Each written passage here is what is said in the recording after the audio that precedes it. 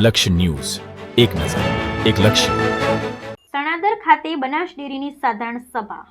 એશિયાના સૌથી મોટી ડેરી બનાસ ડેરી. આ બનાસ ડેરીનો નવો પ્લાન્ટ કાર્યરત સણાદર ખાતે આવેલ છે અને આ ડેરીનો મોટા પ્રમાણમાં વિકાસ થઈ રહ્યો છે. દૂધમાંથી વિવિધ વાનગીઓ બનાવવામાં આવી રહી છે, જેની આજે બનાસકાંઠાના દિયોદર તાલુકાના સણાદર ખાતે ડેરીની 56મી સાધારણ સભા યોજવામાં આવી હતી.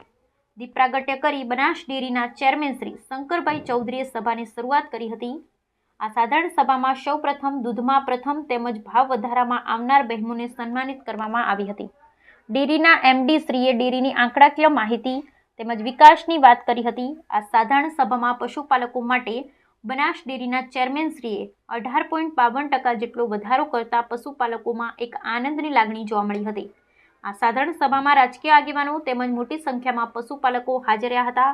દરેક માટે સુંદર જમવાની પણ ડેરી મારફતે વ્યવસ્થા કરવામાં આવી હતી. સાધારણ સભાના અંતે પણ બનાસ ડેરી મારફતે કેન્ડી પણ આપવામાં આવી હતી. આજની સાધારણ સભામાં દરેક પશુપાલકો ભાઈઓ બહેનો મોટી સંખ્યામાં હાજર રહ્યા હતા.